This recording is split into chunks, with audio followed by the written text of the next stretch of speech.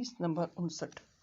ابو ہریرہ رضی اللہ عنہ سے روایت ہے کہ ایک آدمی نے رسول اللہ صلی اللہ علیہ وسلم سے عرض کیا، اللہ کے رسول، ہم سمندر کا سفر کرتے ہیں اور اپنے ساتھ تھوڑا پانی لے جاتے ہیں، اگر ہم اس سے وضو کر لیں تو پیاسے رہ جائیں گے، تو کیا ایسی صورت میں ہم سمندر کے پانی سے وضو کر سکتے ہیں؟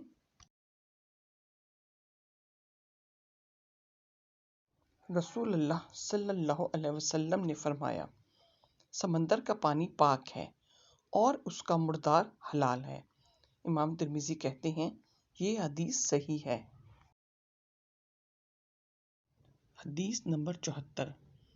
ابو ہریرہ رضی اللہ عنہ سے روایت ہے کہ رسول اللہ صلی اللہ علیہ وسلم نے فرمایا، وضو واجب نہیں جب تک کہ آواز نہ ہو یا بو نہ آئے۔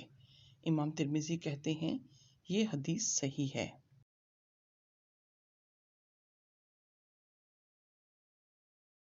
حدیث نمبر 75۔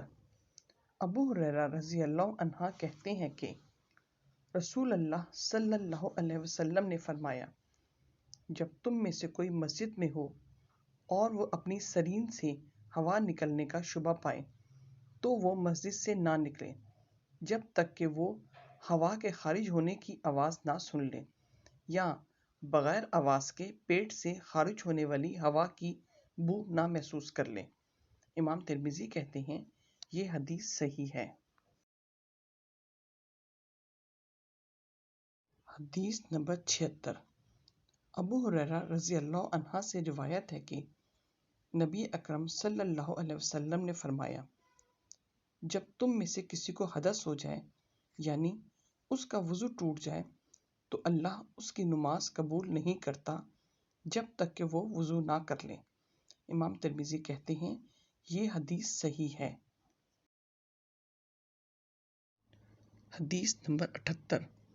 انس بن مالک رضی اللہ عنہ کہتے ہیں کہ صحابہ کرام رضی اللہ عنہم بیٹھے بیٹھے سو جاتے، پھر اٹھ کر نماز پڑھتے اور وضو نہیں کرتے تھے۔ امام ترمذی کہتے ہیں یہ حدیث صحیح ہے۔ میں نے صالح بن عبداللہ کو یہ کہتے ہوئے سنا ہے کہ میں نے عبداللہ ابن مبارک سے اس آدمی کے بارے میں پوچھا جو بیٹھے بیٹھے سو جائے، تو انہوں نے کہا اس پر وضو نہیں ہے۔